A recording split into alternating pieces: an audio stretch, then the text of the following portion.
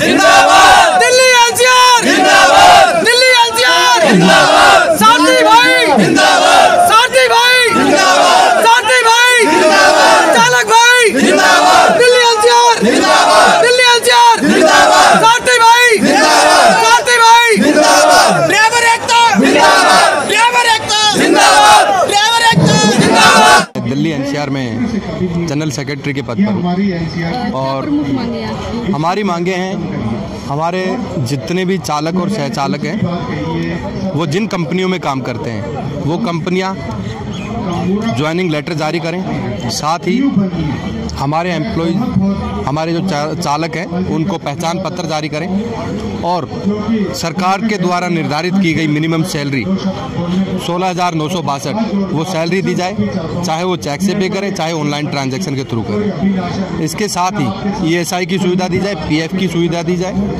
और over time दिया जाए। हमारे वर्किंग आवर्स निर्धारित नहीं है, 24 घंटे काम लिया जाता है।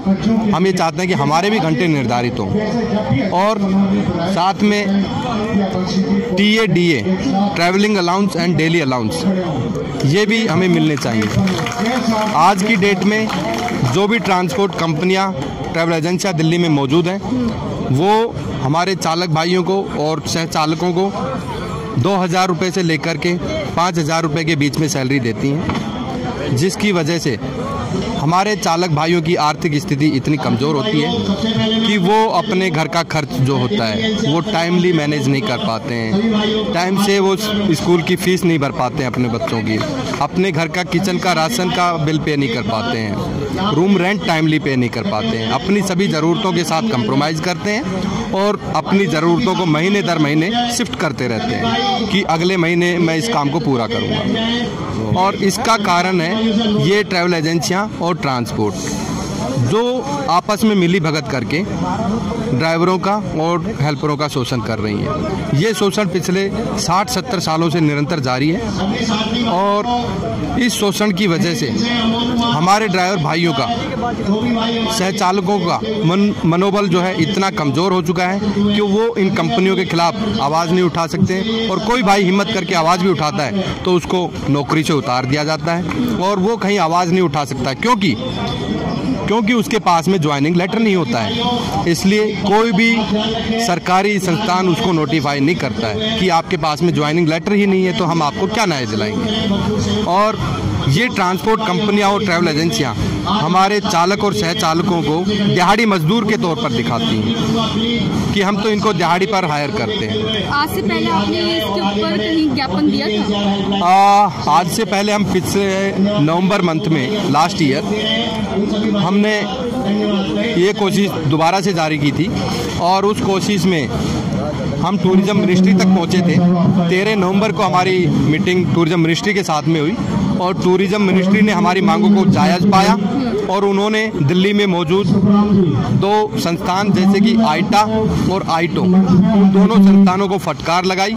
आईटा इंडियन टूरिस्ट ट्रांसपोर्ट एसोसिएशन जो ट्रांसपोर्ट कंपनियों की एसोसिएशन है और IATO Indian association of tour operator जिसमें सभी ट्रैवल एजेंट उसके मेंबर हैं, तो उनको फटकार लगाई और 13 नवंबर को आईटा ने अपने लेटर हेड पर सभी मांगों को अंकित करके दिया और उन्होंने अपने हस्ताक्षर किए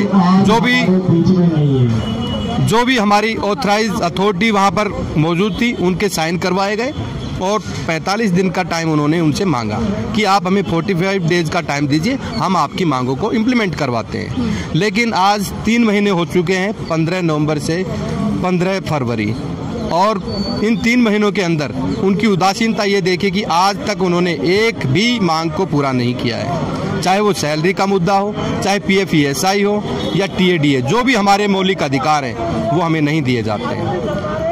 आज जो आप ज्ञापन देंगे कहाँ देंगे? आज हम ज्ञापन देंगे पर्यटन मंत्रालय में श्रीमान KJ अल्फोंसो, दूसरे श्रम मंत्रालय में संतोष गंगवार जी, और वहाँ पर 2 बजे का समय है हमारा। आज वहाँ पर हम ज्ञापन देंगे अपनी मांगों को लेकर के और हम आशा करते हैं कि भारत सरकार इस पर ज़रूर गौर करेगी और उन संस्थाओं पर वो अंकुश कसेगी और उनको फटकार लगाएगी। अन्यथा मेरी उनसे रिक्वेस्ट है कि ऐसी किसी भी संस्था को भारत की राजधानी के अंदर फलने फूलने ना दिया जाए जो चालक और सहचालकों को या अपने कर्मचारियों को उनके मौलिक अधिकार नहीं देती हैं। आपकी जो संस्था में कितने लोग, मतलब संख्या कितनी होगी लोग? हमारे संस्था में 3000 से ज़्यादा की संख्या है। हमारे पास में बहुत सारे चालक भाई दिल्ली से हैं, अन्य राज्यों से हैं और हम अपने सभी साथियों के साथ में हर समय कनेक्टेड रहते हैं। उनको जहाँ भी कोई समस्या होती है हम उनकी समस्या को हल करने का प्रयास करते हैं। अगर ये सुनवाई बाई चांस नहीं हो लेती है सरकार, तो अगला कदम आप लोगों का क्या होगा? अगला कदम हम फिर दोबारा से कोशिश करेंगे और हम काम पर नहीं जाएंगे, हम चक्का जाम करेंगे और ये आंदोलन और भी उग्र हो सकता है, क्योंकि किसी भी कानून में ये नहीं लिखा गया है कि आपसे काम लिया जाए और आपको उसकी मजदूरी या मेहनताना नहीं दिया जाए।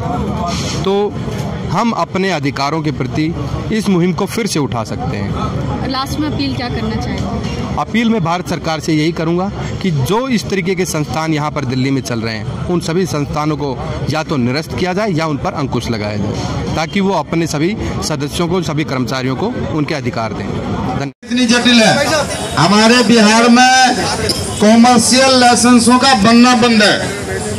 जो व्यावसायिक लाइसेंस है वो बहुत आसानी से नहीं बनती है, 5-5 हजार रुपये लगते हैं।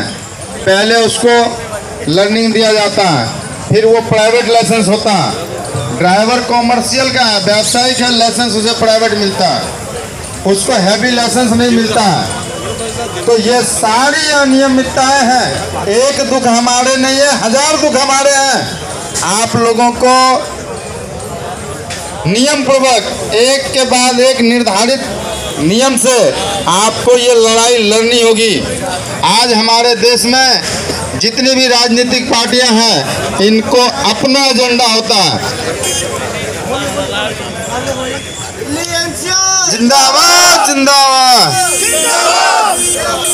जिंदाबाद जिंदाबाद जिंदाबाद जिंदाबाद जिंदाबाद जिंदाबाद जिंदाबाद